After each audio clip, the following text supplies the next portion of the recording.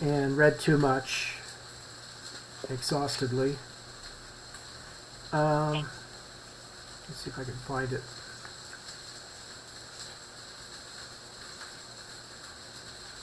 There you are.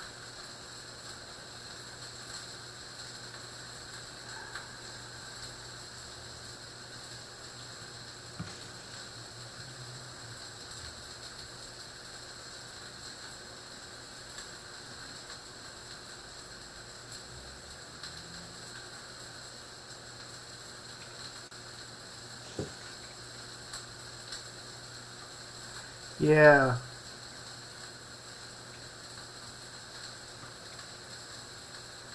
Yeah, it's better if I don't moderate this one, because a lot of this stuff is, some of the other people understand this stuff a little bit better than I do.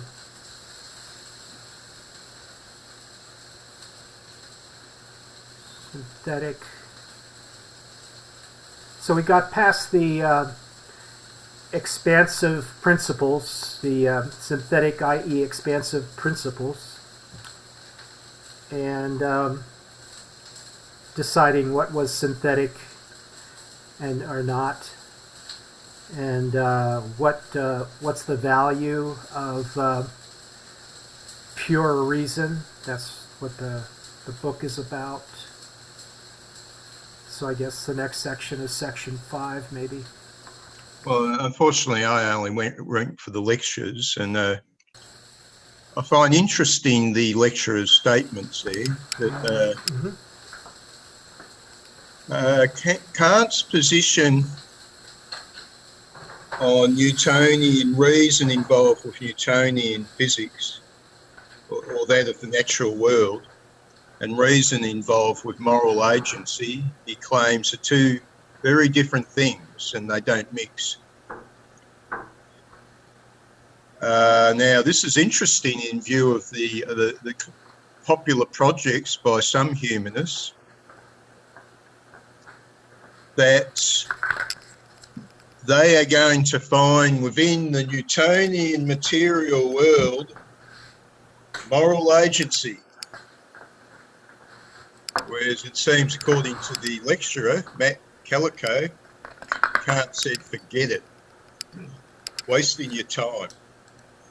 Now, of course, in Kant's time, the real question was that the believers had the idea that they could prove God or values such as freedom from purely the Newtonian phenomenal natural world.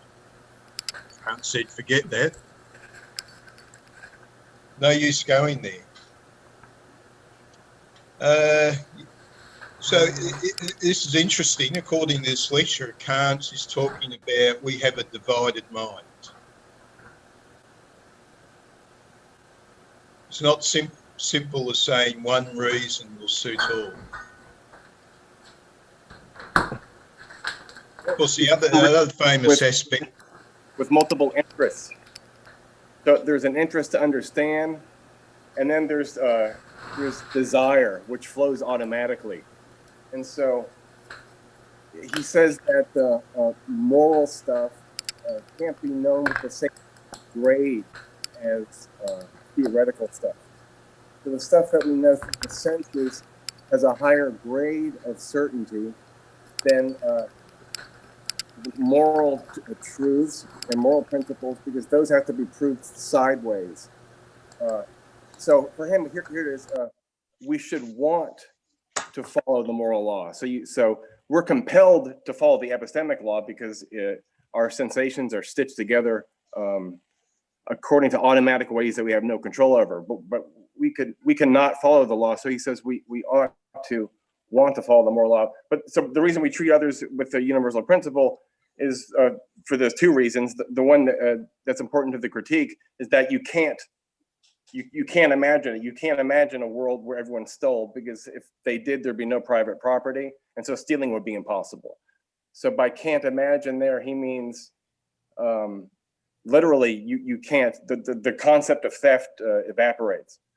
But the other thing is that we need to believe in an immortal soul in order to have punishment after death in order to have God. And so you have, so that isn't known with the same certainty as a falling ball, but yeah, you're right. Yeah, so it fails. It fails to meet the standards of physical knowledge. But we see that things would be better if people believed in punishment, they would behave better. So we ought to teach our children that there's life after death. That way they won't steal and kill. So it has a lower grade of certainty. I probably agree with that. I think that was the point, in a sense, Nietzsche was making, that your belief will influence your outlook. Well, Scott, but the principle of moral law, where you described it sort of annihilating itself if you choose something, it's really just a principle of consistency, right? That's right. Yeah, there's. I guess I should have mentioned both of them. Yeah, the important one in the first critique is a consistency thing, where he says, "Can will to be a universal law. You shall will that maxim that you can," and so the "can" is the important word. So if you can't will, let's give the example of theft. So yeah, that's so he's trying to do this thing. So he's the hero. Kant is so great for me because he's a hero of formalist rationalism. He wants to exclude as much presupposition as possible. He's like Stephen Wolfram and Rudy Rucker. They have this fantasy of building a universe just from zeros and ones.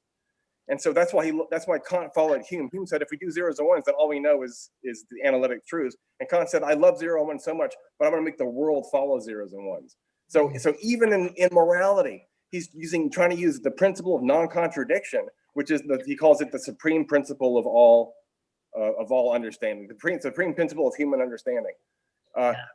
Amazingly, he's able to derive anti-stealing from that. It's like the first person in history. I thought that was so. He's like this hero who's trying to use principles that even Hume agrees with, but instead of getting nothing except atomized, separated bits of nothing that mean nothing, you get congealings and perception, and you get moral laws and action. It's a miracle. So it is fantastic. He's unbelievable. It's like the boat becomes, in the wind, the sails go out, and then he's flying. It like takes off. It's incredible. And yet the distinction with the moral absolute certainties and the natural science certainties are at a different level. There's a contingency to all the scientific principles, which we take in reverse to be the things we know with certainty because we haven't read Kant, right? To him, those are the contingent forms of our knowledge. And the moral laws are the apodictic forms. He gives you 8, and finally the climax of the analytic is he provides these 8 sentences that are just as true as all red triangles are red and as 2 + 2 is 4. 8 sentences that have to do with physics, but they're not particular things about gravity, mass, force, or anything. They're these like pre-interesting sentences. Like, where do you find these 8 sentences? What's that? What page are the 8 sentences on? Oh, it's called the systematic presentation. Look, it's in the Analytic Principles. It's the third part of the Analytic Principles called systematic presentation. And he gives you 8 sentences, and they're really they're really. I mean, you probably think they're lame. Page number? Is there B? Is in the B page number? Page? Yeah, we're looking for the page. I think Scott's read ahead. Okay, all right. B what? Here it is. Okay, it's on B198.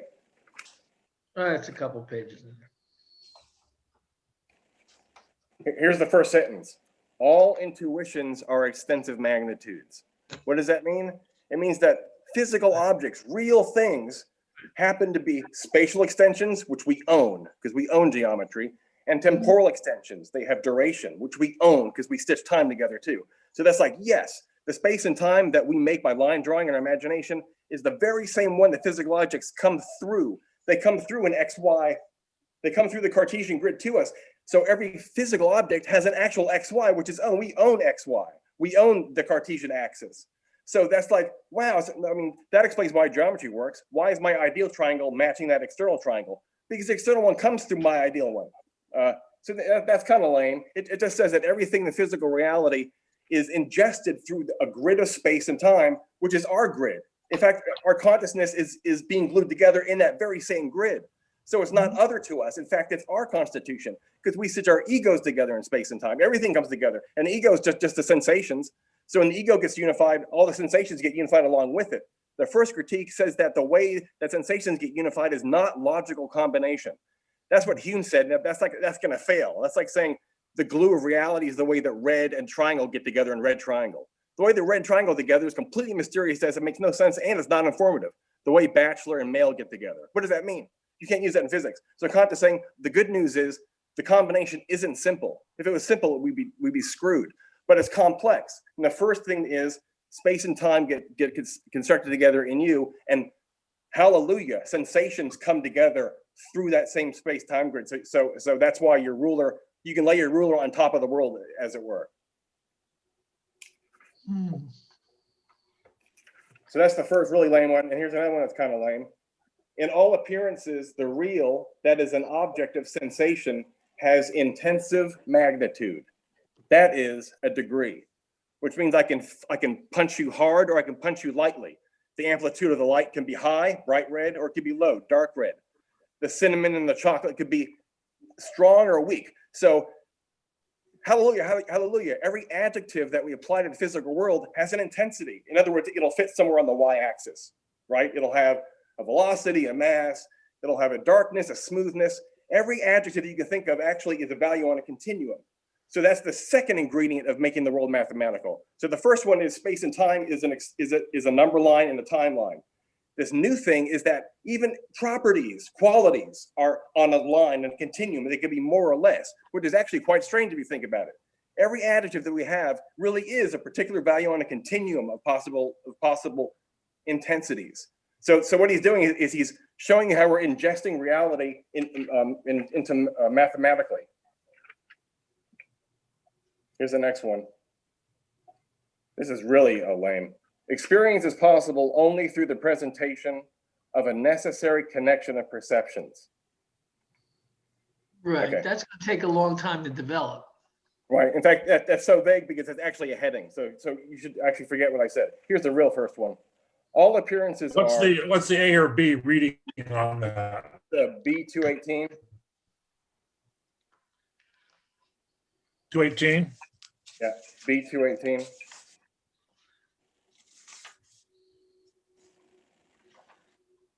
He says, all appearances are, as regards their existence, subject to a priori rules governing the determination of the relation to one another in time. That means that all the pixels popping on and off on the screen cannot pop randomly. They're not allowed. Every pixel pops the way it does because of its position in time. So there's a time rule that's going to translate t to some f of t. And every adjective, every pixel is an f of t. Yeah, but this is what it means for there to be human experience. He's just laying out what it is to talk about experience, that it has these presuppositions as its form a priori. This is the way we must be talking if we're in his critique. And if you're going to blow these away, you're blowing away the whole idea that this is, you have experience and you're saying it's not working this way. You're on another page, right? That's right. He's saying if you blow this strict Newtonian stuff away, you happen to blow away normal manimal perception and experience.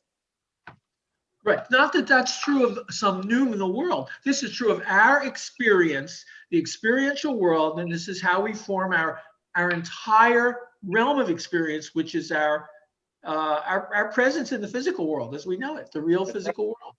And because the known world is the same thing as the epistemic self, the knowing self, when you have an interest in knowledge, what do they call this? A propositional attitude. When you throw sentences out, but you're using them as ways to suck in sensation. When you suck sensations in through sentences, you have a certain interest. and your interest isn't free. Your interest is it's confined to the subject-predicate relation. So you're forced to say this is something. It's terrible. But by doing that, you're imposing certain forms on sensation. And it turns out that these forms are like the preconditions of doing Newtonian physics. And you see what's happening. We're setting up an XY grid. We're setting up, we're allowing time to be a real number, which means that it can be an independent variable for everything. Okay, here's the first one. In all variation of appearances, substance is permanent, and its quantum in nature is neither increased nor decreased. So he talks about taking wood, burning the wood, and he says, we all know, even children guess, that if you combine the smoke and the ashes and the water vapor, that it all has the same mass as the original wood. And we know in some way that this is not a guess. We know we know automatically that nothing is ever created or destroyed. Things just change. Things change shape. They change combination. They recombine all this stuff. Anyway, so I don't know if you want to go through all these things. So these are the type of sentences that the first part of the first critique is trying to establish. It's not telling you that the constant, the gravitational constant is 9 point whatever it is. It's not giving you anything specific. It's not even saying gravity is necessary, but he does do that later. There's another book called The Metaphysical Foundations of Natural Science, where he tries to get impenetrability, elasticity, inertia, and gravity from logical operators like and, not, or, if, then, some, and all, just like he's doing here. In the first critique, he's deriving the basics for doing physics from logical connectives. But in this other book, he really goes beyond. Anyway, I haven't gone through that second No, book. thanks for that, Scott. I'm just wondering from my own perspective here now to sort of go back to a summarization and sort of the just a re-emphasis on sort of the critical point that's been addressed here. So let me see if I can start off and then hopefully people can add to it. The concept here is that even though we have this Newtonian world that we can, and I may be missing the main concept, so please correct me if I'm wrong, but that basically we're looking at the Newtonian world. Kant is seeing that we need to keep these separate, that we can't use the same logic for both. And in the Newtonian world, and I thought this is what you were expanding on, Scott, and I might be wrong on this, so this is my learning process, but that when we consider the Newtonian world, even though it has this hard science, so to speak, we still are only interacting with that which we are capable of being able to interact with. So it is influenced by us. It is, and I can't remember the philosophical term that's used to express that. Is that in just what we're talking about right now? Appearance. Okay, appearance. And then there was another term too, where we basically only can manifest, we can only interact with what we, what is within our capacity to know. Constructivism. Okay, and there was another term too, and I can't recall it, but is that essentially what you were expanding on, Scott, or have I missed it? That's right.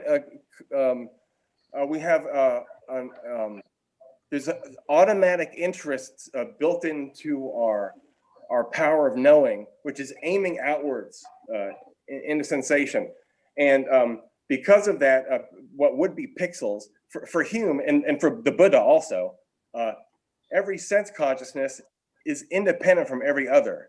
So if you want to be very, very empirical about your experience, you wouldn't say I. You would say, this bundle of sense consciousness is plural. So this is great news, because if things are plural, then you get to be the agent that combines them. And by doing that, your knowledge is in the object, because you put it together. So Hume gives us this great news that the world is atomized into a bunch of X, Y, Z, T's, right? They're point moments somewhere in time. So consciousness itself arises as an explosion of all these little things. We have to bring them back together again. So you're right. The way we bring those together are our ways. The organism is what combines when you have receptive fields getting hit by photons, heat, pressure, whatever it is, you're getting perturbations. The organism is responsible for combining those perturbations into some coherent thing. Now, of course, we can't do this with our material science yet, but Kant said, hey, we have a combining process that we do understand. In fact, it's really well known. It's called logic. It's called grammar. And have you noticed that we're always putting sentences together in this way? I wonder if there's a flavor to those ways. So all he is saying is that the flavor of the ways of combination and grammar have to be out in the world because we talk about the world and we think the aboutness is there. I mean, we're not joking. When I say the cat is black, you know, unless I'm on acid, I really think the cat is black. I mean, it's like I fall into it. I say the cat is black. So I'm dividing the world into cats and black. And that's kind of weird because we think that cats and black are different things. And where's the difference? It's in our language. So Kant is saying the way we combine things in language creates the world of objects that we can deal with. Can deal And with. no. And was he sort of the foundation of this particular type of thought, that we basically influenced what we can perceive, like philosophically speaking? Was he the foundation of this? I thought Matt alluded to this in the lecture. I might have forgotten that idea that we in a sense. No, Leibniz does that even stronger. For Leibniz, okay, we're in our own private matrices. It's even worse than the matrix. So you're in a bubble that has no windows on it, and you have desire, and then you have stuff that's on the screen around. You're inside a little sphere. So Leibniz was, I guess, the first person, and then Descartes also with his consciousness was something that was being influenced. But I guess that's not what you're asking. You're asking, is this the first person who says that the self suffers from certain limitations, and these limitations wrestle sensation into certain forms like that? I guess, yeah. I think he's the one. So idealism says that the self presents its own private stuff, but he's not doing that because he wants to be the empiricist. He's saying the windows are open, but the combining that happens after the stuff flies into the windows, that is you. So nature follows your laws, and insofar as that's true, that has to be the case because the organism is what's putting those things together. So he's saying, hey, right, it'd be great if we could leave our bodies and see the way things are out in the world, but we're stuck with sensations and the way the body combines them. Damn it. So that's why there's this pessimistic thing about Yeah, and I think a big star to Matt said that there was a term related to that. So thanks, Scott. I think you're filling in some of the blanks for me in terms of what Matt had said about it. And I'm trying to sense, even for this week's project, what were the critical concepts that were essentially brought forth. And unfortunately, when I think of new names, sometimes I won't have the terms for them. So perhaps people might have recalled from the readings or the lecture what were the actual terms. And I know that in the chat, James is also making comments as well. So yeah, you nailed it. It's you were nailing it's pure. The category is pure reason. So we have a book about pure reason, and in the end of the introduction, he's closing trying to close the gaps in introducing why he's doing pure reason, why he wants to criticize pure reason, and not just create an exposition or defend pure reason. He wants to criticize it, and create a critique. And in doing that, to make the idea of speculative knowledge possible, show on what basis speculative knowledge is possible, the things that are not just experiences, and things that we already know, like as we've been talking about here, Heron was talking about the necessity of creating a dialogue about how synthetic knowledge takes place and how it is possible and so forth, and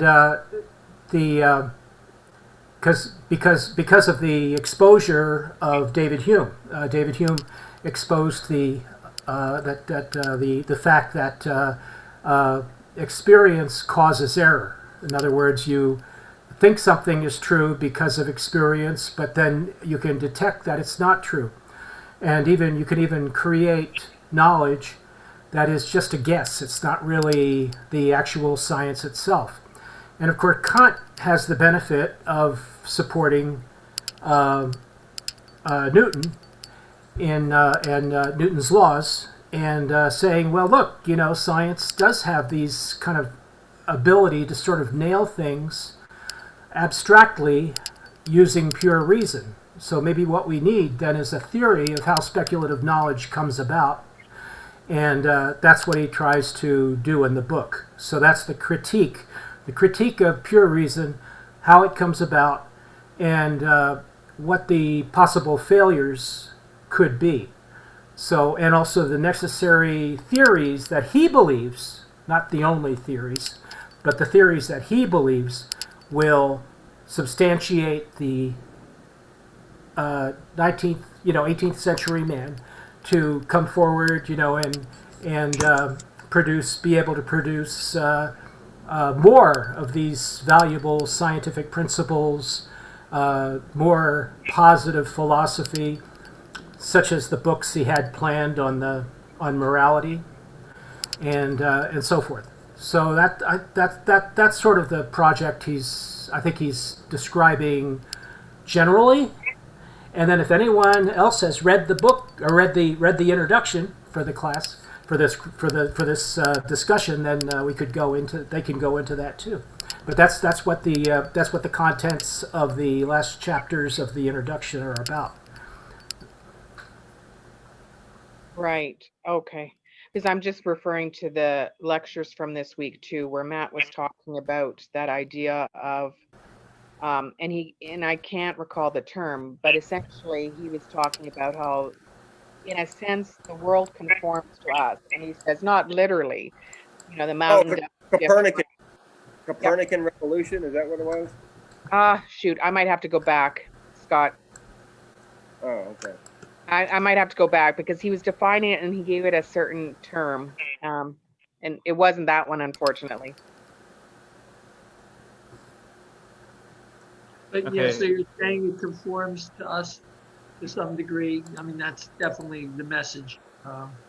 One, like we have two kinds of knowledge. One is sense, and the other is understanding. And he's going to look at how can you build understanding, because you'll come up with mysticism and voodoo and everything else. How can we have something we're calling science if we're pasting it all together? I want to justify that there is a kind of understanding that is knowledge, because your sense knowledge is not the only thing we've got. So yeah. David, can you recall what term he gave that in his lecture? No. What term he gave what? Transcendental analytic and transcendental logic. Might be that, yeah. Yeah, He talks transcendental. about space and time being the forms of intuition. And he talks about the categories of understanding in his transcendental analytic. Are those the terms you're referring to?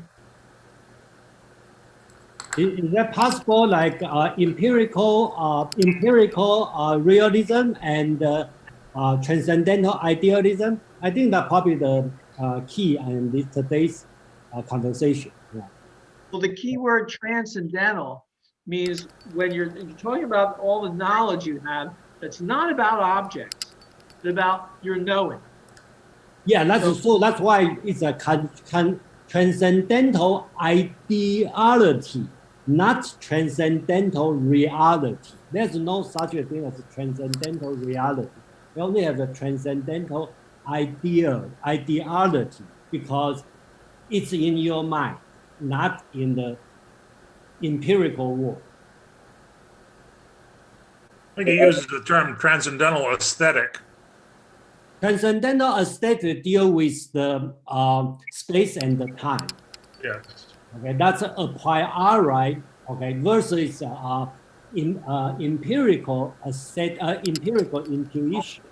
He talk about in the aesthetic. He talk about intuition, and I think it's a very common mistake. Probably I made a big mistake, but this time I make it correct. Intuition is not our term of intuition. Basically, intuition means when you see something, let's say I see a dog, before I know it's a dog, right? I see some fluffy thing moving around, and then if I see it, I know it's a dog. But before I know it's a dog, then that's the intuition. So I think that's what you- sensation would be a better term. what? He defines Sensation is a better term. That's Sensation right. You would are be a right. better term. Yes, But- you are right. But unfortunately, Kant used intuition. I find it the German word, and it looks like translation is not very word. They have the German word, or the German word is Anschauung, okay, and the meaning is view, means Yes. view, doesn't mean intuition. For some reason, the translation in the consensus, people call it the intuition, but No. the German word is Anschauung, and which probably means view or look at. But he I does think- in places talk about sensation in some Yeah, places. sensation probably the right way, but we translate as intuition. But No, thanks, Jason. It is Important. the word. He uses the It- word intuition on purpose to distinguish it from sensation in this way. Yeah. So intuition yeah. is like the membrane that consciousness has that gets impacted. So the idea of redness, the idea of catness, those are concepts. But if you have an image of a particular cat or particular red, that's intuition. So intuition just means particular immediate consciousness. Now, if that consciousness is forced on you, it's sensation. If it's extra volitional, it's sensation. But the most important faculty, especially for Heidegger has this thesis that everything Kant is doing is about the imagination. But the imagination also operates on intuition. That's why we have to use the word. So you can close your eyes and you can still paint things. Well, what are you painting on? So Kant calls that intuition. To distinguish it from when you open your eyes, then it's sensation. So when your membrane's flapping because it's getting hit by photons, that's sensation. But when you're closing your eyes and you're painting on it, that's still intuition, because the image of the cat is not an idea. It's not a thought. It's an actual image. So images are the things that show up in intuition besides sensation. So that anyway, that's the only distinction. Really. Yeah, it is. It has a passivity to it. Yeah. Sensation. Yeah, I think And- the two keywords that Scott mentioned, one is immediate, okay, another one is particular. I think that's the two things about intuition. So it's immediate. When you see it, before you know it's a dog, okay, and it's particular. It's a specific that stuff. You no relation to others. That's the intuition. I think these two keywords is about the intuition. Whatever you want to call it, sensation or whatever, but that's what he meant. Yes. You know, And thanks for that, Jason, because I know Matt in the previous week's lecture actually talked about intuition, how the term is used very differently than from our colloquial knowledge of our use of it. And he uses it to mean what just both you, Jason, and you, Scott, have said. So thank you. And Kant's English is not English because every word has a different meaning. So. Oh, and by the way, someone asked about transcendental a second ago. The best shorthand translation when you read, so you don't go insane when you see that word, is formal. So transcendental idealism, it just means everything that you haven't experienced is not ideal except for the form. The form is what you're adding. So it's formal idealism, connective idealism. And then the other important thing to remember with the word transcendental is it's almost like this other word, transcendent, but they're almost opposites. So transcendental means gluing things together in such a way that you have an ego. That's what transcendental. So it's a condition for the possibility. That anything that, in fact, here's how, in the preface, the translator suggests this. She thinks that conditions for the possibility of experience is the best way to unpack transcendental. But for me, I just use the word formal because Kant is only talking about a connective. And transcendent, which is like a bad word in Kant's system. Transcendent means one of these infinitized, recursive runnings of a connection power that you let it go off forever into infinity, and it makes up stuff, namely God, freedom, and immortality. Those are false knowledges because they're never cognized. They never have an intuition in them. It's just the machine spinning, and you look at the spinning and say, oh, the spinning is telling me something. There's a God. the spinning is telling me something. Matter can be divided forever, never ever stopping. So those are called transcendent concepts, and those are illusory. Those are misleading, illusory, and false. And transcendental, which almost sounds like the same word, it means the gluing that you need to have a unified ego. Okay, David is here. Yeah, David is here. Thank you, David. Yeah, so I guess David's going to continue to moderate, and I just wanted to say, we need to go use the participants window and put our hands up to ensure a little bit more democracy, modern concept. Sorry, and not a perfect 16th century. It is a 16th century concept, but it was just budding at that time. And then, or 17th century concept. And then that's all. I think Daniel was next. I'll just let him go ahead. Yeah, Daniel, go ahead if you want.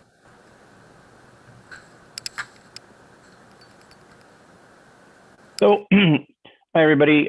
So I'm asking something that is, in part of a little bit of a favor, because I've read the critique, both the first and the second part, and probably like many of you here have read it several times.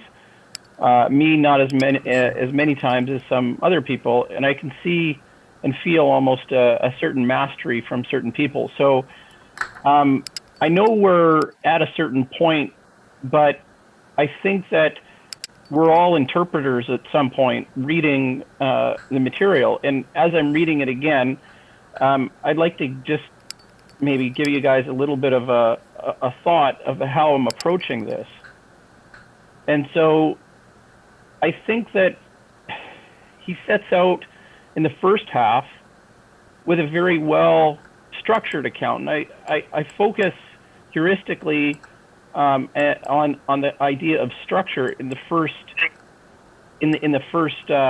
critique, okay, in the first half, and then this is inherently tied to consciousness as far as I can determine, and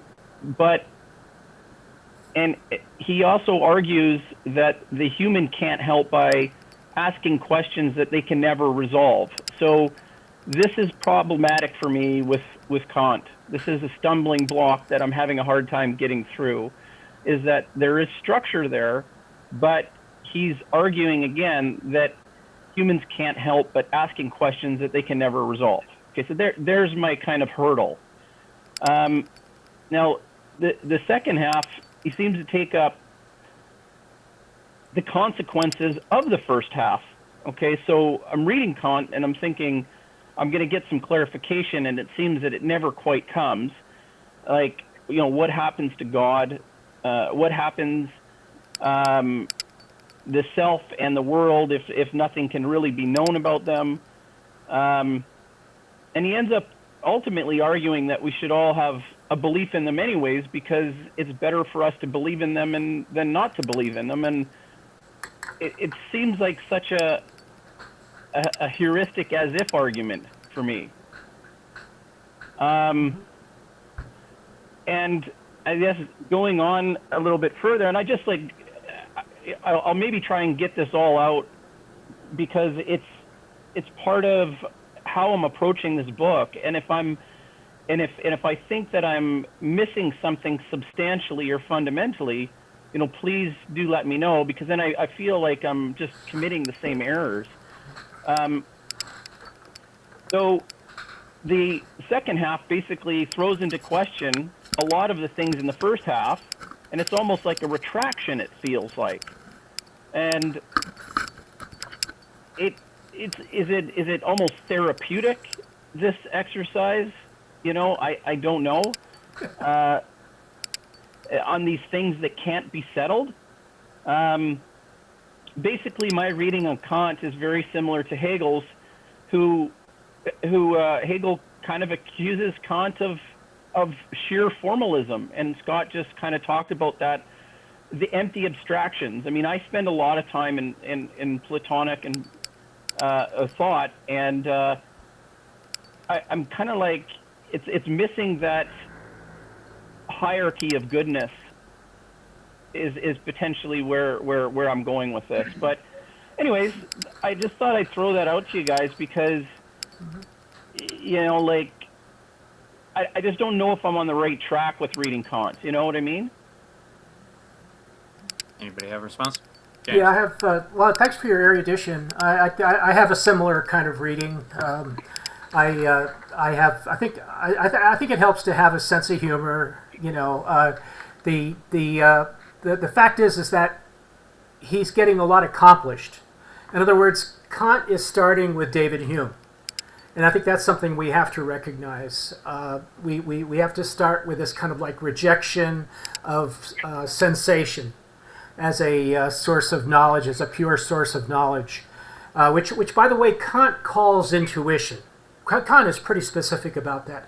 The part of our mind that we separate from sensation and use, we dedicate part of our mind, or part of our mind is dedicated, you know, by whatever created it, to intuition, to the ability to analyze sensation and turn it into thoughts, turn it into analyzed facts, turn it into speech, turn it into, and so forth, you know, and then pure reason is a kind of like an attempt to handle the more rarefied parts of that.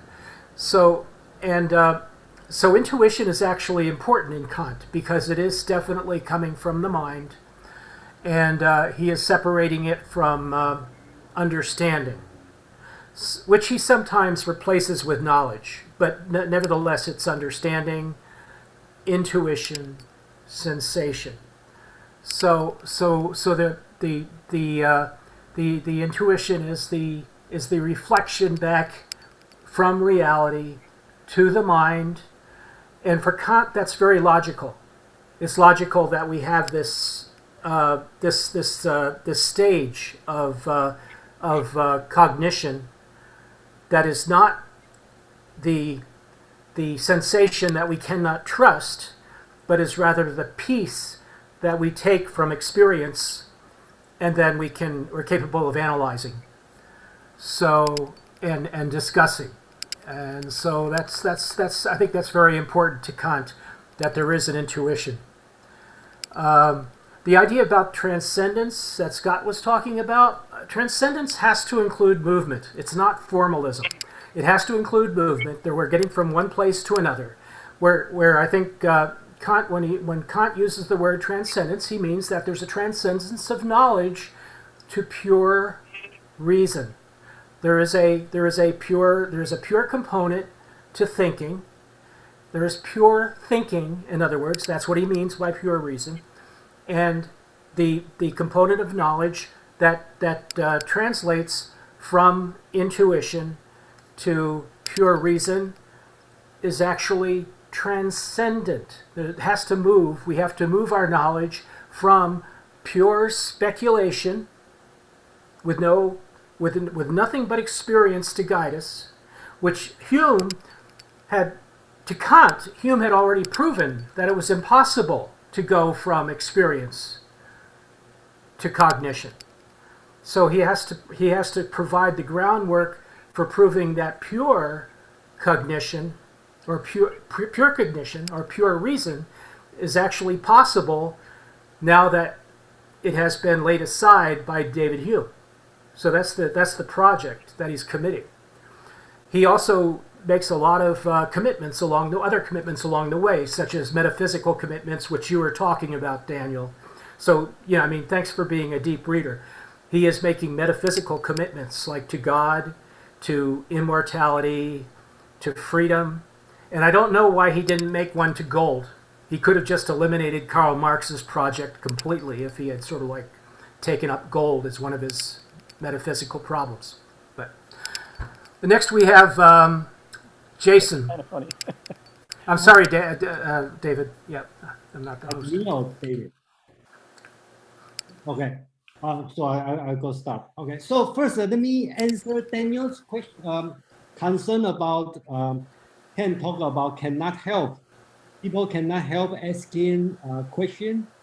They cannot resolve this kind of situation. I have a different view about first critique. I think the first critique, the center is antinomy, okay, during the dialectics, because he tried to tell us when we use our logic, our reason to derive things, we go too far, okay, we misuse it. That's why I feel the center of first critique is antinomy. It's going to show us we cannot use the theoretical pure reason to find out God or mortality or this kind of free will, this kind of thing, because this one is out of space and the time. That's why today's discussion is very important, because we talk about transcendental aesthetic, which is space and the time. So basically, he is going to talk against empiricist, for example, David Hume, because in on the closed ocean, the other side, in the British side, start from John Locke, Berkeley, David Hume, they all believe so-called tabula rasa, right? We are empty. So every experience, every knowledge, we are from experience. So we talk about intuition. So two intuition we need to talk about. One is empirical intuition, but Kant believed, or he tried to convince us, okay, in the next section, he lists the 5 space and time. He tried to convince us we have a priori intuition in space and time before we have empirical experience. We have the experience. So he wants to turn around that so-called Copernican revolution. He changed everything around. So before we know, okay, so Hume will say, okay, we know they have the space, they have time, because we see the world. They have the 2 apples, okay, they have the apple drop from the tree to the ground, there's a succession. So we learn space and the time from the experience. But Kant talk about, no, that's wrong. Before you see the space, before you know they have the time, you already have a priori intuition, which is space and time. That's in the most part of today's discussion, transcendental aesthetic. He's trying to convince you. He lists 5 points on space, 5 points on time. I think that's very convincing. Try to tell you, before you have an experience, you already have a priori intuition about space and the time. Okay, I will stop here and let other people talk. So that's why I think that's very important today. We can discuss the 5 arguments against empiricism. Okay, next is David S. Okay. Yeah, I was responding and reacting to what Daniel was saying. And I think you had a really good point in saying that this isn't just a formalism, but in a certain sense, it is a formalism which should still be satisfying. Because in a sense, Euclid is a formalism of how to do geometry, but you get tons of results. And the formalism is see where you were starting and have a procedure that you rely on. And Kant's saying, well, we rely on stuff that we haven't really examined yet to do our sciences. And that, gee, why haven't philosophers asked this question, any better than Hume, who said it can't be done? Because we're still we're still doing it and acting like we have to do it. And so it's more than just the formalism, but it is a formalism. It's the way you have to look at your limitations and still take all the steps you need to do, because you're going to accomplish science. And just understand what you've learned. And then so he has to do several steps to do that. So it has to be a process of what kind of knowledge do you have? Well, what is knowledge? You piece together things. What are you piecing together? So he has to break it apart in an analytic and say, well, you're piecing stuff together that has a certain form. I'm going to look at that. Now I'm going to look at how you piece things together. Because if it's just your sensations, it's more than that. Obviously, we want to do science. So look at a priori knowledge, how it can possibly be built. Finally, we'll have established the grounds of science. And he says, that's not really my personal project. My personal project is metaphysics and God and spirit and all that. And you're not going to get the answers the same way you got to science, but you've looked at the bounds of reason to understand what scientific knowledge is. So now examine what reason itself wants to do is more. It has this urge to extend itself to answer everything. And it's a conceptual process. Reason is a process of dealing with conception, not just what understanding is, which is piecing together experiences. Reason wants to piece together understanding and all of concepts. It wants to expand them to their maximum. And when it does that, it comes up with contradictions. And he lays, it's like, I'll be honest, here they are.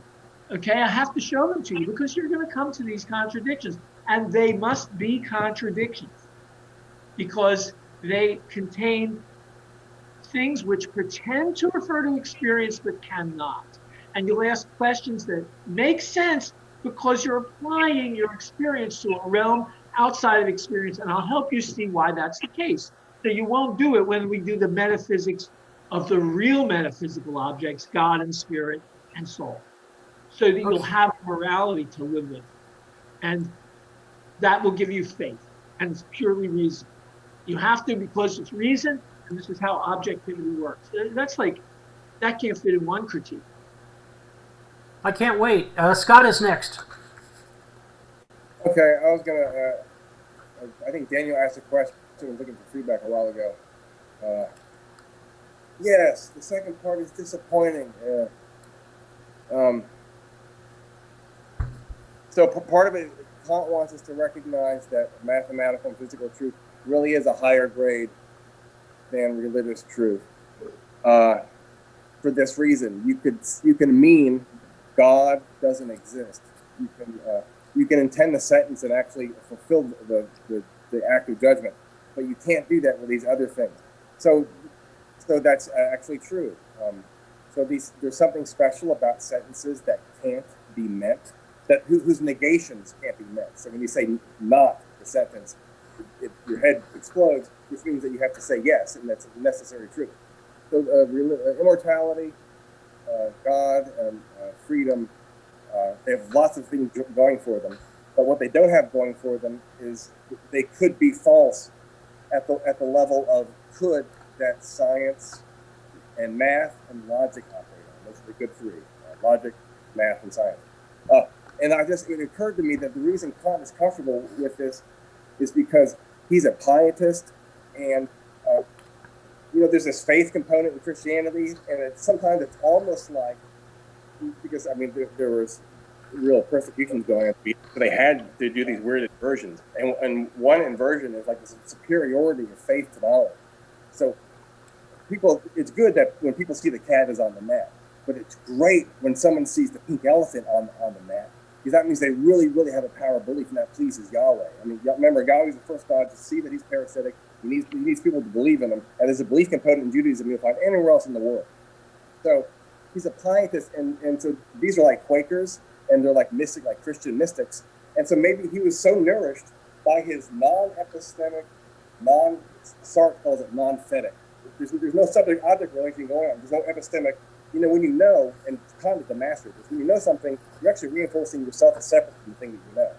So mysticism is all about, so maybe it's because Kant is floating in God, meditating all the time, that he doesn't feel that the second part is anticlimactic because he has a rich life. But for people that are looking for an epistemic component to their faith, they would feel it's anticlimactic.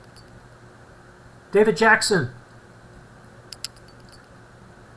Yeah, maybe I'll also try to take a stab at Daniel's question too, and also try to maybe articulate a few ideas that other people have brought up. Like, I think I'll start with like the idea of like the tabula rasa and empiricism in terms of part of what Kant is reacting against.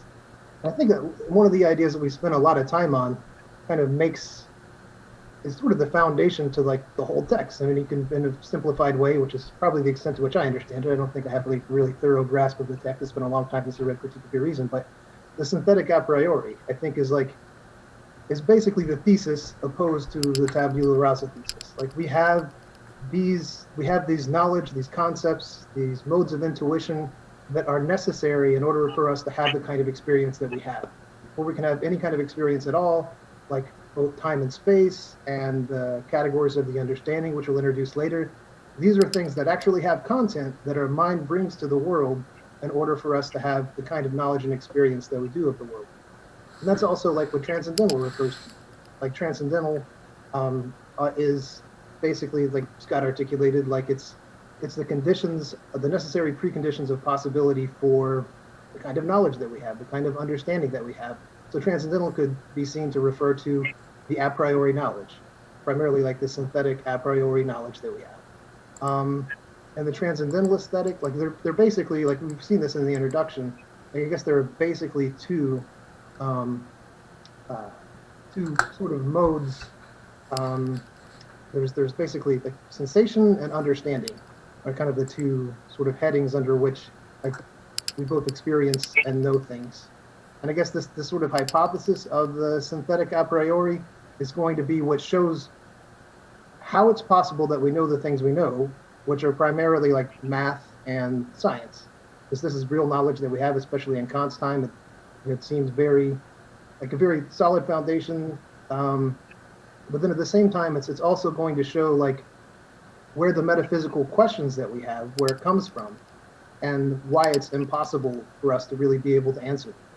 And I guess one of the examples from when I read this a long time ago that makes a lot of sense to me, and also was mentioned a couple of times in the introduction, it's like the metaphysical question of like space and time. Like if you think about, if you've read the Transcendental Aesthetic so far, then like he's introduced the ideas of space and time as sort of the modes of intuition, which are not something that you get from experience. Like you don't get space and time like from observing things in the world. They're the necessary preconditions for you to be able to have any intuition or sense experience whatsoever.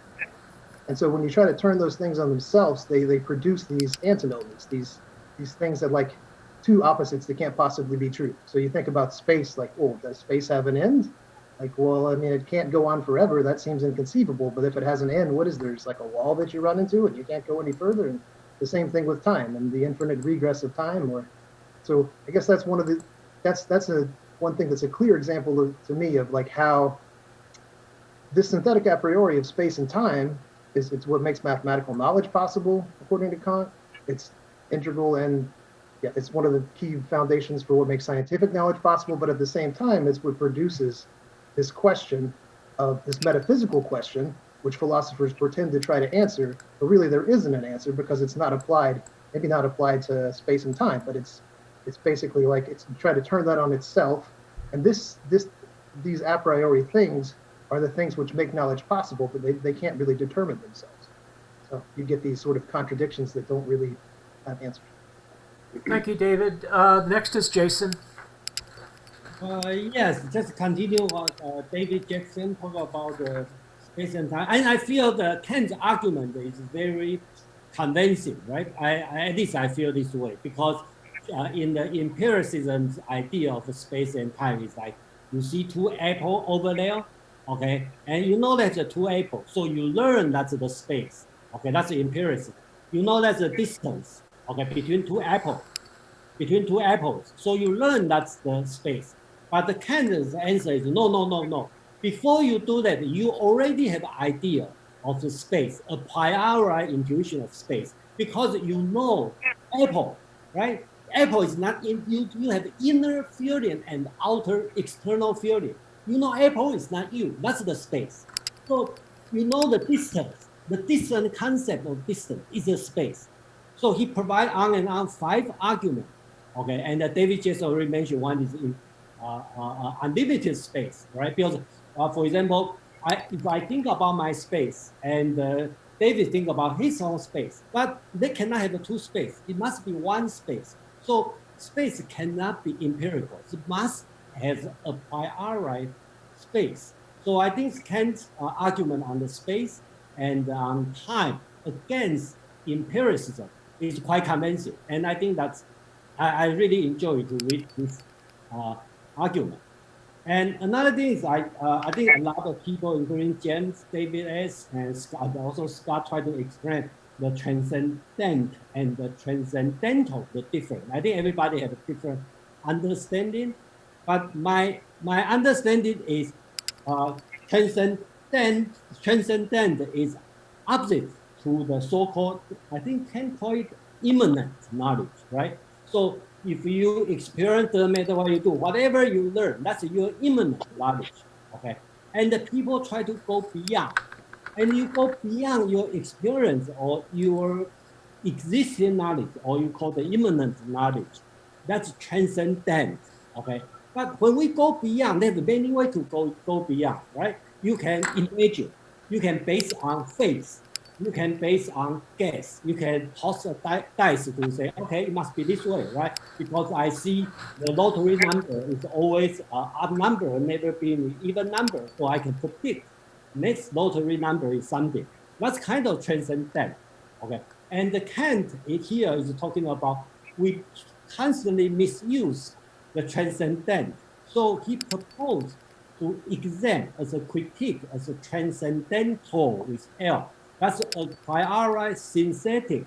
So use this method to kind of like control whatever and bring you beyond your immanent knowledge. So that's the difference, based my understanding.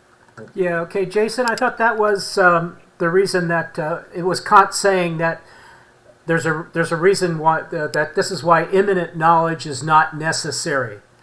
We don't have to say the knowledge is immanent because all knowledge is because of a priori speculative reason.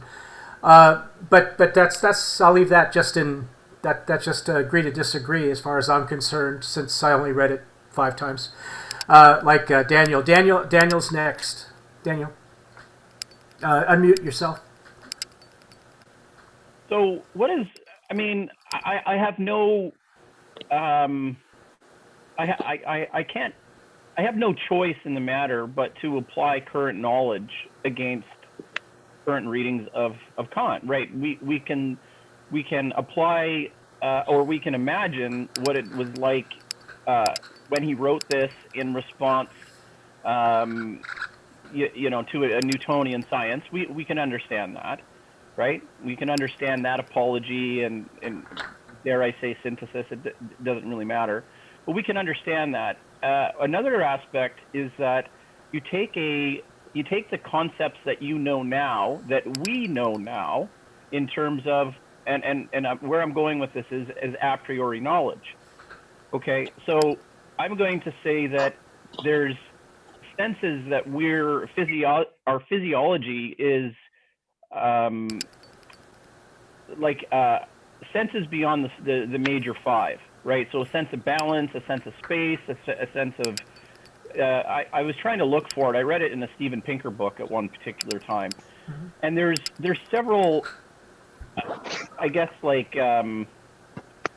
innate senses that we have, right? That I guess may frame the a priori conversation in a little bit of a different way, right? And so part of these empty abstractions are to say, why bring this up in such a way without acknowledging where we are in terms of knowledge as of the 21st century? That's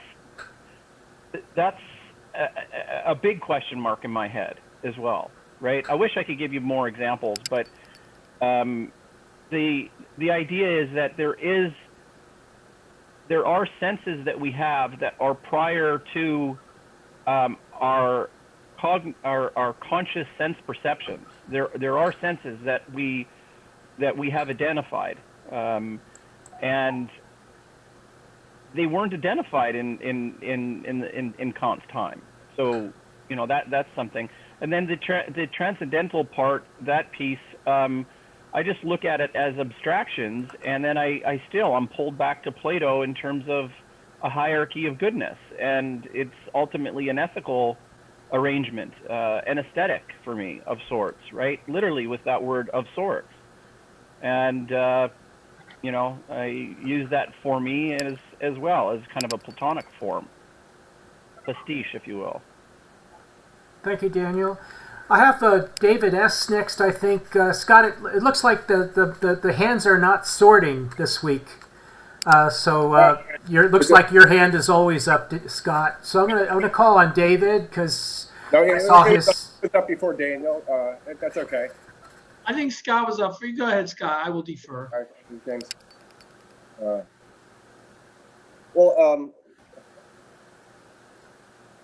I just wanted to point out that the space section. But this is the interesting thing about space.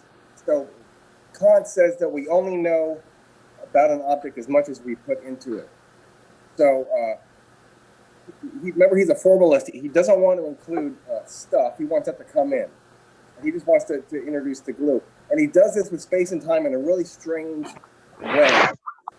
It's like he's asking you to imagine the impossible when he's talking about how we get space.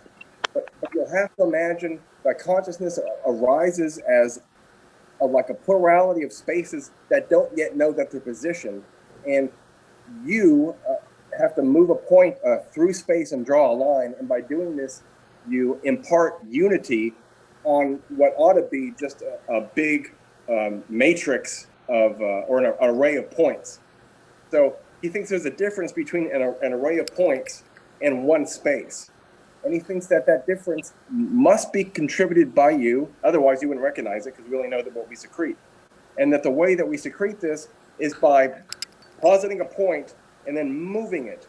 And this is where he uses the word attention. He says that we invent space by moving it and attending to the identity of the point. It's all fantasy, but you're insisting that the point is itself and it goes through. And when you're done with that, then you have what he calls formal space. So for this argument to make sense, he has this other thing, which is kind of like the space that we don't get, but it's there. It's there, but we don't really get it. And he calls this the form of space. So if you get this, then you get the whole transcendental aesthetic. This is a story about how the organism gives you spatial separation, but not space, and it gives you temporal separation, which you can call passing. So you get plurality that's not space yet, and you get passing that's not time yet, and then you, with your effort, you have to apply effort and activity. It comes from your very core. Remember, Kant is a voluntarist. He thinks that the center of the subject that finally gets everything, the little homunculus, is will. So will has to also inject itself into the known. So space is made by smearing and injecting, and time is made the same way. He says we make time the same way, but this time we attend to what? Our visceral passings away. We feel that time is falling, time is flowing. So if you attend to the passing of time while you draw a line, you create time. And so that's why mathematical application is so powerful and complete. He says that time, space, and magnitude are all created through the same basic Genesis, the Genesis act of drawing a line. It's anyway, so that's an interesting thing, that he has this pre-space that needs to be cooked. And if you get it before it's cooked, it's like you're not even aware of it. But once it is cooked, it's unified. And by doing this, you see what he's done? He's made space so handicapped that it can't exist. It would fall apart if we didn't walk through it. So this is his trick. He wants to be like Hume. He wants to say, remember what Hume said? He wants everything to fall apart unless you bless it with your unifying power. And by doing that, you make it known and you bring it into math. Okay, I think we have David, then Jason, then myself, then Scott. And if you've joined the meeting recently, we're using the participants window for hands, except it's not really working, but it's better than just having to show your hand on the video. So go ahead, David. Right. So what we have, not only we're looking at this book, but also we're moderns, as Daniel pointed out, and we have a lot of questions that modern science has brought up in a confrontation with the Newtonian science that Kant is speaking from. And I think it could be an interesting thing for us to keep that along with this discussion, but realize it may or may not be disruptive to our understanding of the critique.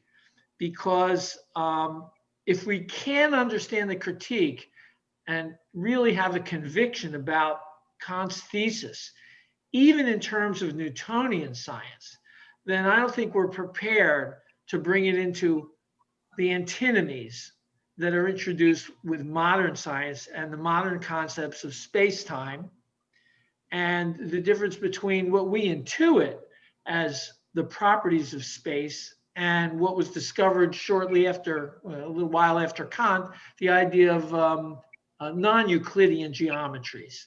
So I don't think he would have found these really disruptive.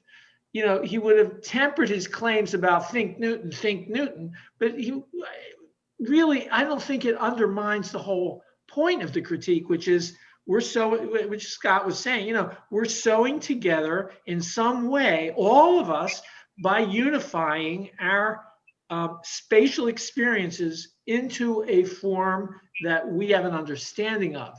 Now, if it's all Euclidean or not, I'm not sure that changes the argument, because in our working on our intuition, we may actually learn. I'm not sure I will ever live to do it, but to intuit something other than Euclidean space. You know, I can fake my way into compromising myself, imagining, you know, geometry on a sphere, which is really, I'm using Euclidean intuition to do it. I'm not really intuiting anything other than this objective form that he tells us is the basis of his argument. So I think we have to like recognize when we're speaking of the shortcomings of the science he's addressing, and that I don't think is necessarily a shortcoming in his entire view, that yeah, the process of science will continue expanding. Even what he called apodictic certainty in mathematics, it's still true when you hold to the, you know,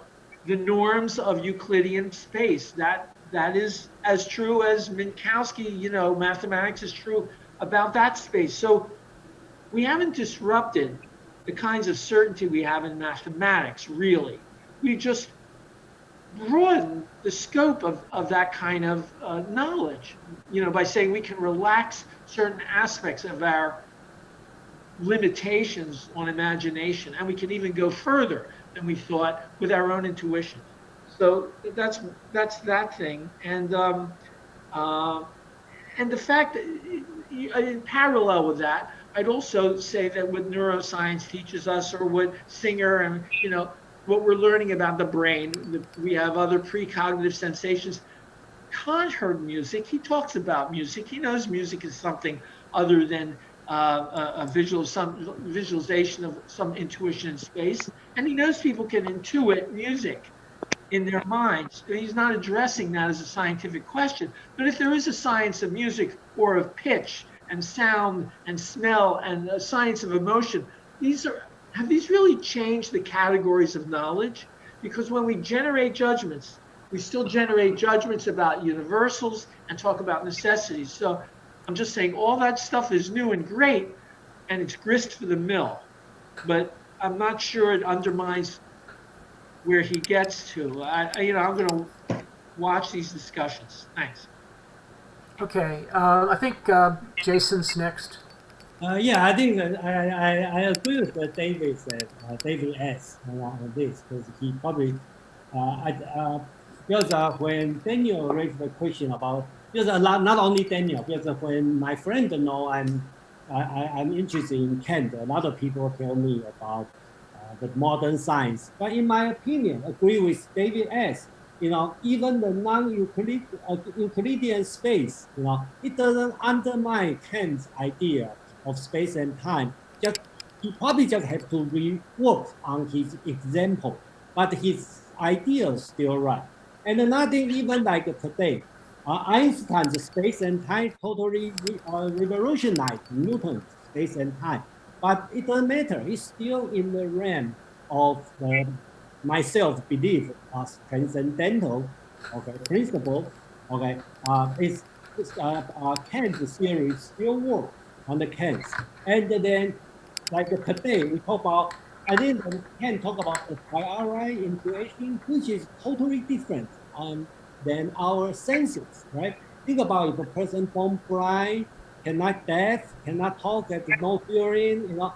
but he still have the intuition of space and the time. Okay, so that's not related our physical sense. And the whole thing can try to resolve the question is in first critique is like a very traditional question. Okay, in like a Plato. Okay, he see a dog. How do you know that's a dog? Okay, that the dog maybe have a long hair, short hair, big dog, small dog, maybe cartoon dog, but you know that's a dog. So Plato's idea is they have the ideal form of dog. So that's the ideal form. So you know when you see it, you match it, you know it's a dog. But Kant is go more detail on that. He said how the process wise, how do you know that's a dog, right? And in today's answer, we may say, oh, I know it's a dog. How do I see that's a dog?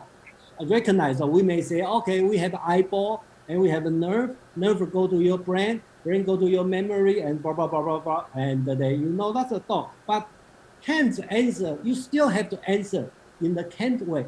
How do you know? Even you go to the every single cell, the function, you know, every single function. But you still can ask, how do you know it, right?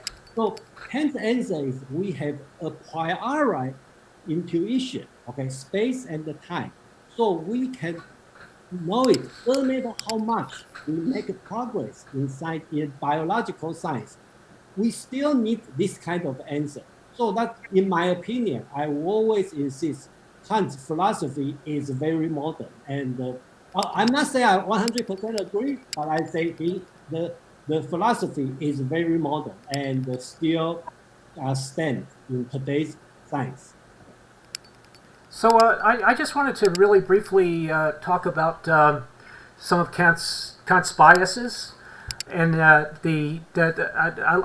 like what Jason was talking about. How do you know? I think the way Kant expresses it syntactically, he says, "How is it possible?" So how is it possible that you can see a dog? How is it possible that you know that there is a dog? How is it possible that you believe you have a priori knowledge? How is it possible that synthetic reason can take place, and so forth? So it's more of a there's a kind of there's a distinction there. As for the biases, we know that his bias is that there is geometric, right, from Newton's laws. He feels there has to be a geometric bias, which involves space, and then he applies that to time. I don't know if he has the same amount of proof there, but he does say that his philosophy depends on it. And then he says about the same thing for Copernicus. And Copernicus's book is not about how he reasoned that the Earth revolves around the sun. That's not true at all. Copernicus' book is about the proof from evidence that the planets revolve around the sun and not the other way around. And the evidence that Copernicus provided from data, which was originally sense data from looking through telescopes and comparing that with compasses and sextants and things like that, and tools like that, went into the book that was used to prove and create the revolution called the Copernican revolution. It was not synthetic reason that produced it. It was just normal scientific thinking of today. But at that time, it did seem a little bit mysterious to someone like Kant. So that's all. I just wanted to sort of bring up that topic about the Copernican revolution. It was a revolution. It changed religion. The most important establishment in Germany, in the world, was religion. And religion had to change to accommodate the Copernicus thought on the Copernican thinking on the cosmos, on the solar system, which was what was important at the time. So that it's wrong, I think, to sort of invest yourself in Kant's self-confidence on the basis that he thought the Copernican revolution was the perfect example of synthetic reason, since Copernicus was just doing normal science from a modern point of view. And David Jackson is next. James, can I ask you a question before you leave? Because I'm not leaving, okay? Why don't you just wait your turn, David, and I'll answer your question. About what you just said, I'll raise my hand. Okay, go ahead. What was your question? Yeah, about what you just said. Do you see a difference between Kant's predilection, for the Newtonian or Copernican scientific approach and ours today for mathematizing everything? That's the only kind of scientific truth. Isn't it the same, a parallel thing? Anathematizing what? What was that? There's only a science, there's only a truth for us when it's mathematized with a mathematical model. Oh, okay. Is that different or the same thing? Oh, it's only truth if it's modeled. I kind of disagree with that concept. I would disagree with that concept that the mathematical model is the basis of all truth. I don't subscribe to that. That's reduction. That's called. There's a name for that, by the way. It's called scientific reductionism. Everything has to be reducible to mathematics. So that's. I don't think that's what most scientists believe. Daniel. Was it Daniel? David. Sorry, it was David. Excuse me, David Jackson. Yeah. I'm just gonna start with talking about the senses. Like I read part of the Transcendental Aesthetic before, just a few hours ago. Didn't quite get to like the very end of it, but there's one thing. Like Daniel, you mentioned like the senses and like how there are other like sort of precognitive senses. I guess I can remember all the ones you said, but there's also like proprioception, like the sense of the orientation of your limbs and your body. Also, Kant mentioned a couple. Also, like he mentioned taste at least, and he also mentioned like this would be part of sight, but he mentioned color, and he distinguished that from space and time in a way that I didn't quite fully understand. I mean, the gist of it was that those were contention, so those weren't things that he was holding were like really synthetic a priori. And so I'm gonna now jump into something else. It's been kind of my problem with the Transcendental Aesthetic, which is that before I jump into something else, if anybody has like a clear idea of like why, for instance, if it has a good handle on the argument of why, say, taste is not something that's particularly important for like structuring our concepts of the world or our consciousness or knowledge or experience, why it's just contingent. Kant articulates that in a clear way that anyone understood. That would be good to understand. But again, like the gist of it for me was that that didn't demonstrate like an a priori, like a synthetic a priori foundational truth that influences mathematics or our structure of space and time. But what this kind of leads into is like I always have a hard time sort of positioning where this like transcendental subject in Kant is. Like my first impulse, especially like being really interested in cognitive science and things like that, is just to think, oh, well, this is just stuff that's going on in my brain, like as the level of an organism. But at the same time, like it's very difficult. I mean, this is the reason I don't really carry around Kant in my head. Is like, oh, yeah, it makes a lot of sense. I really get what he's saying. Like the thing that's so weird to me is to imagine that like space and time aren't real to some extent. Like these are just like the modes through which I interpret it. Because for one thing, like I imagine that I'm an organism with a physical brain that like that brain exists in space and time and the world. I mean, I appreciate the argument that like, we don't know what it is to not be able to like.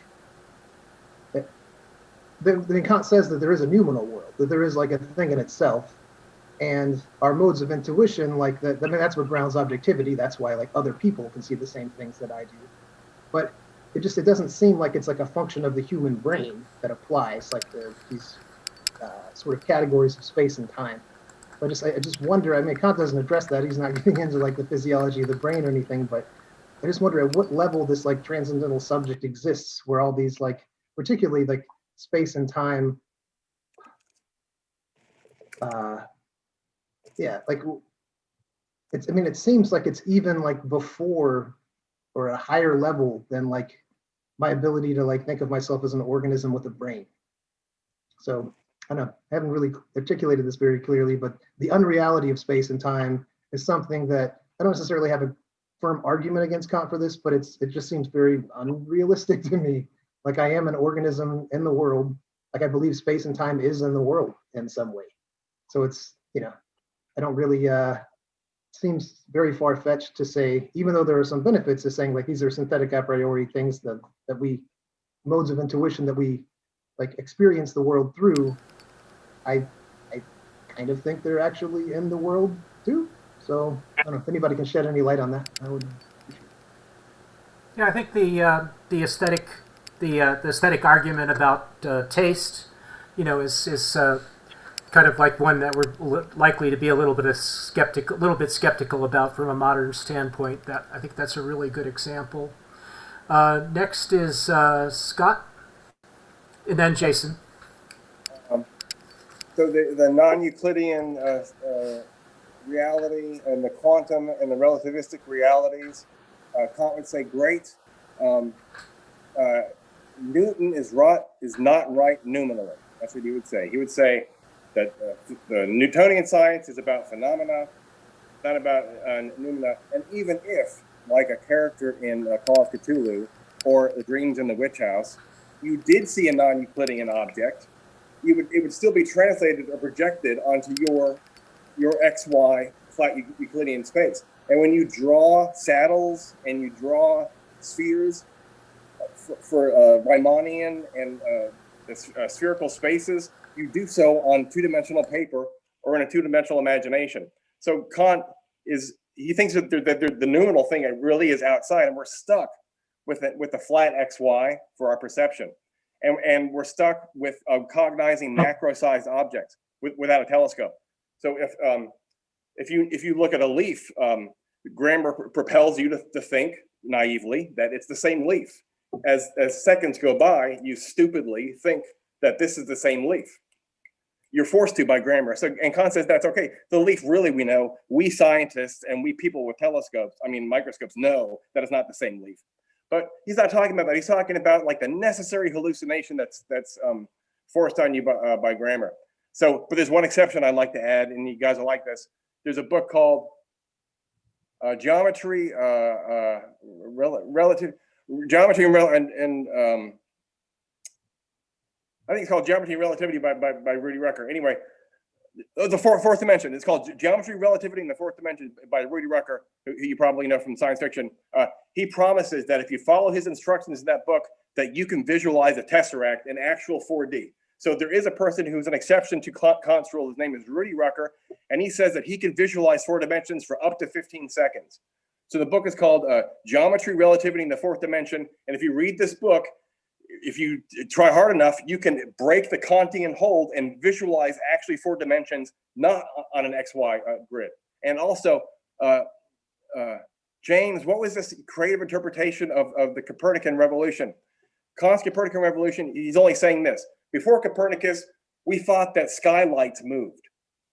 After Copernicus, we know that it's the Earth that's moving. The Earth is rotating. So in the same way, before Kant, we thought that substance, property, extension, all this stuff was out there in the world. After Kant, we know that it's the Earth that's moving. The self is imparting the motion. So by Copernicus, he only means that in the same way that the moving Earth projects into the world what seems to be motion of the stars, so also in experience, internal grammar is projecting what seems to be substance, property, quality, space-time. Is internal stuff that's going out. So he didn't mean anything about the scientific revolution. He's only talking about how before Copernicus, moving was out. After Copernicus, moving is within. Someone mentioned Kant's transcendental subject. All that means is the epistemic subject. That's all he's talking about. So we don't know what the soul is. The soul is sitting in God's lap with Jesus for Kant. That's the real soul. But we don't have access to that in our knowledge. All we have access to is the subject, which is the knower. So his whole book is only about the knower. That's it. He wants the soul. The soul is talked about by priests. He's only talking about the knower, which is like this a tiny part of the soul. That's it.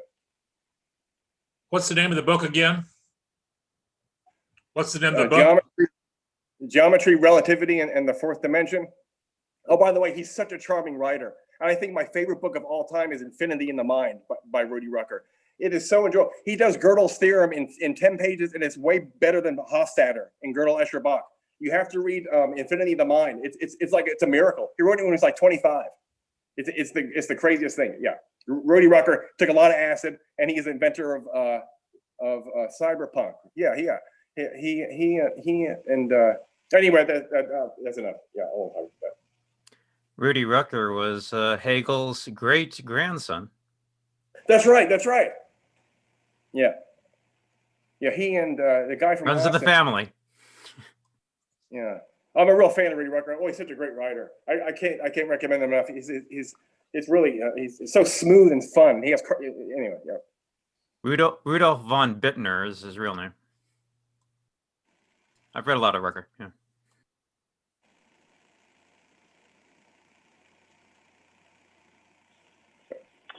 Yeah, that's really cool. Thanks, Scott.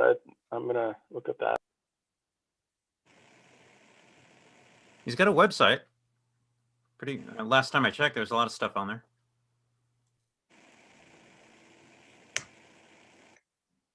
Yeah, he's a teacher, isn't he, Scott?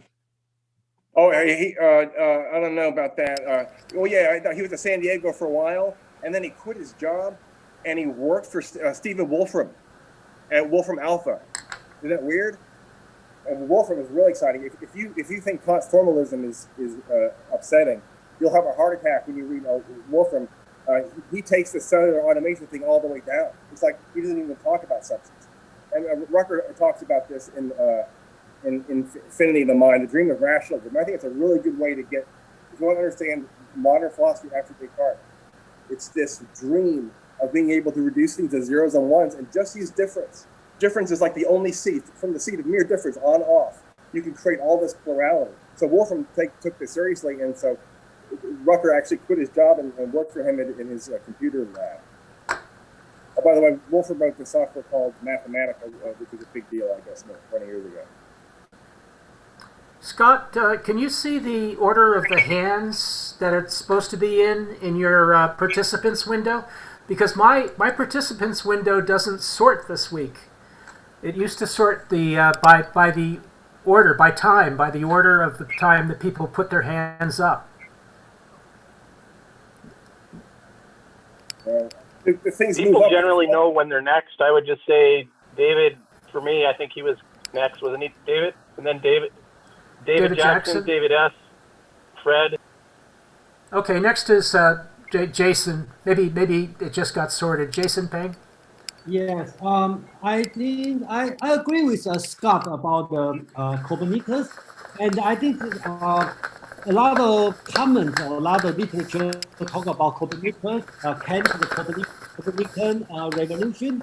I think it's a little bit misleading. It's not about the transcendental, not about the science evidence, nothing. And before I was confused. I thought that because the geocenter or the solar heliocenter, and I tried to figure out what's related to Kant. But Kant mentioned that it's only for one point because he changed the direction, right? Before we think about everything look at from the Earth, right now look at from the sun. So basically, he talking about that before we how do we call it?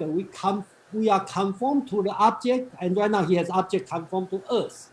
So basically, he bring everything to us, not bring us to us. So that's the only thing Kant talk about Copernicus, not about transcendental, not about science revolution, not about scientific data. The only thing is about the change the direction. Before I look at you, before you look at me. I think that's the only thing he mentioned, and he think that's a great invention. I'd like to talk about David Jackson, and then I think we probably are on the totally different direction. You feel like, if I don't mistake you, you feel like Kant is not in today, or you are totally not in Kant's mind. But I'm totally different. I just feel like every day I walk around, I feel Kant is talking to me. I feel Kant's idea. I think I'm a little bit, when I read Kant, I always say, my God, this guy is crazy. But when I walk around, I think, oh my God, Jason probably is crazy. Another thing, you look at the Kant's idea.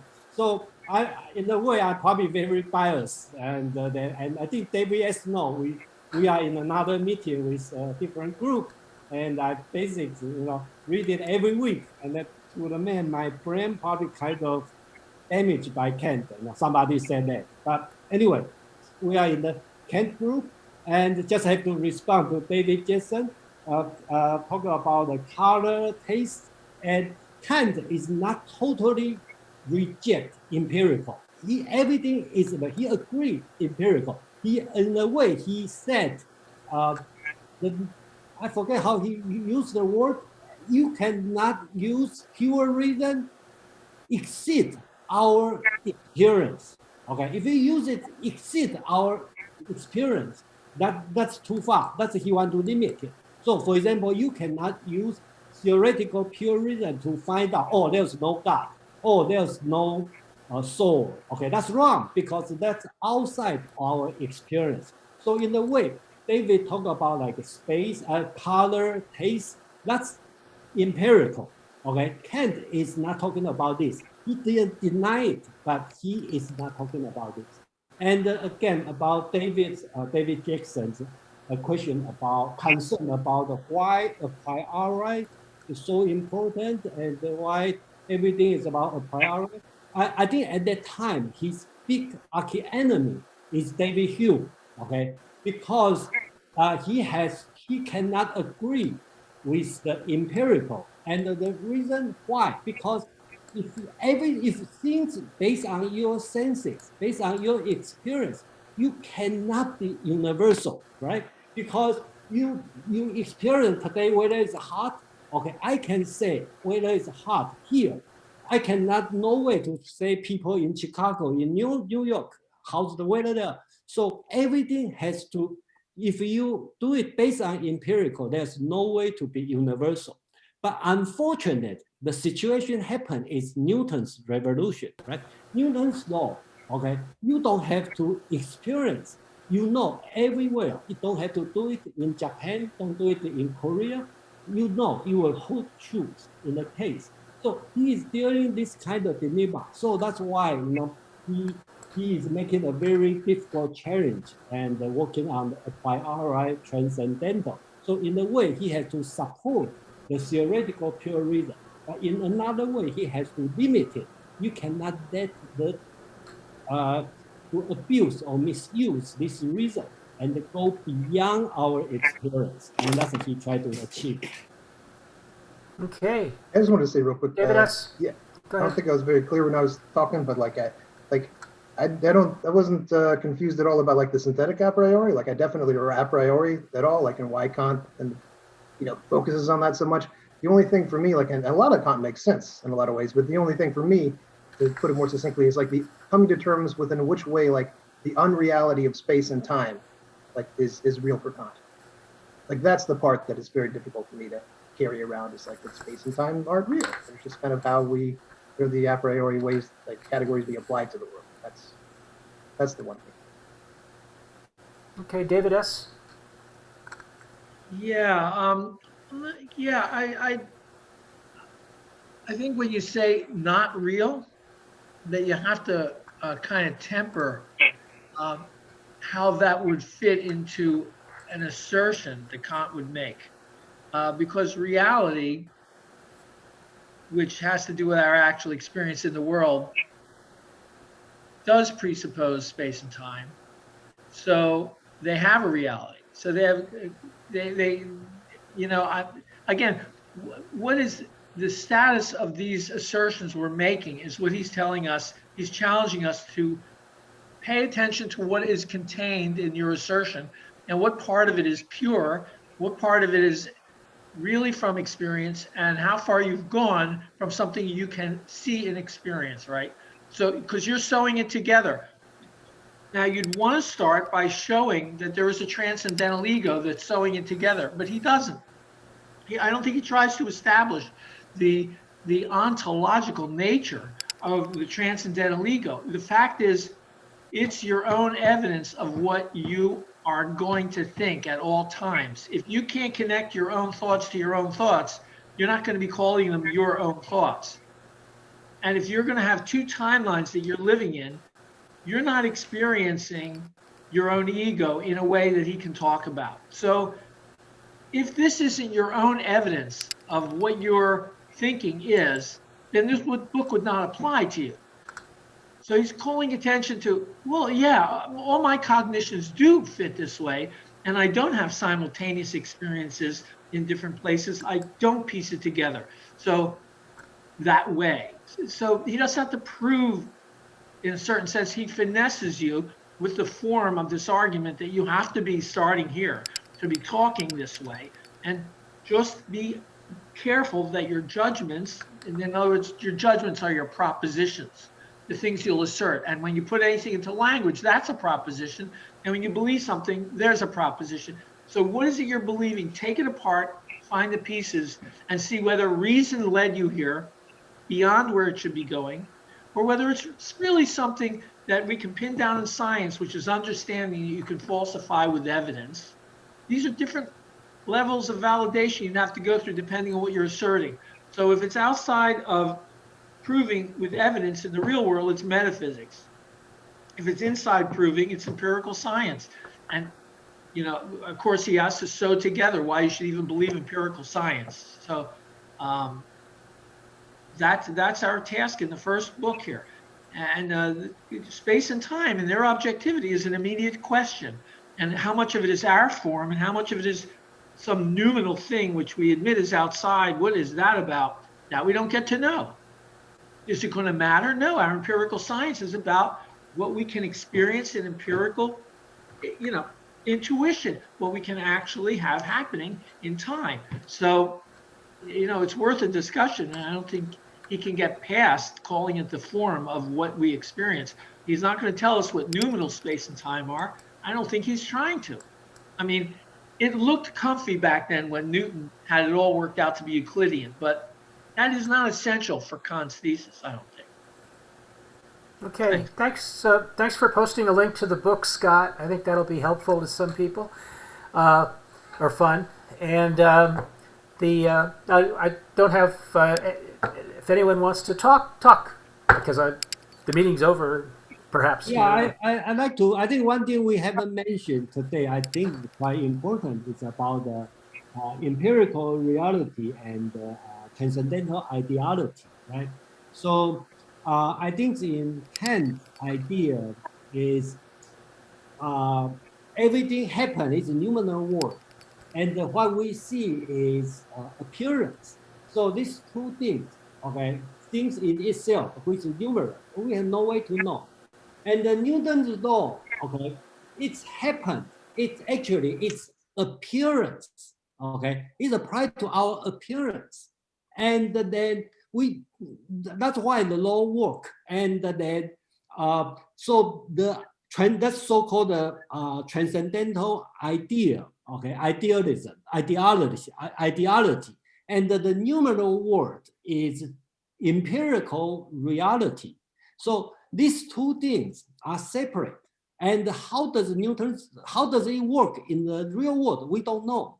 But what we know is in our appearance, we see, okay, Newton's first law, second law, third law, it's happened. It happened all in the appearance realm, okay? So I think that's quite important. And he has to say that because he's talking to David Hume. David Hume is a radical skepticism. He talked about reason is the slave of passion. So basically he totally rejects the reason. And that's he's talking to David Hume, right? Not David S. or David Jackson. I talk about David Hume. So David Hume even rejected the causation, right? A cause B, he totally rejected. He said just A happened first, then B happened. By our experience, our passion, we say A cause B. There's no proof. And hence the whole book, his answer is this. He said, no, you are talking about the numeral world.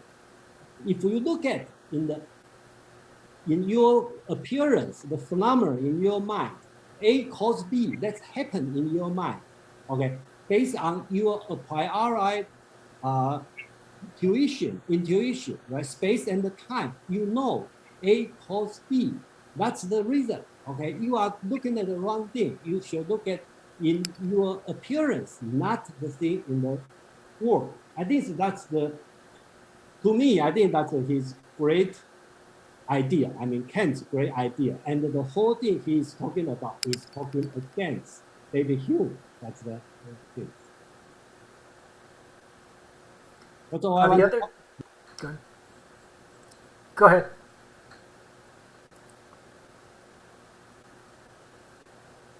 Whoever else wants to speak, go ahead and speak. David Rail will end the meeting. I would just like to say that empiricists are also rationalists.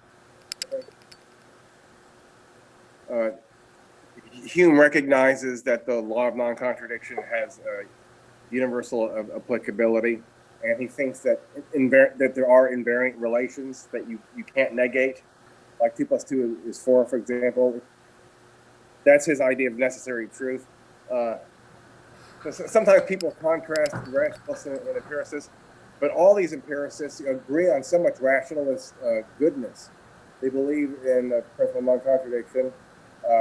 They believe that you have to arrange words in certain ways and not just any ways to make sense. And they think that logic is a real science.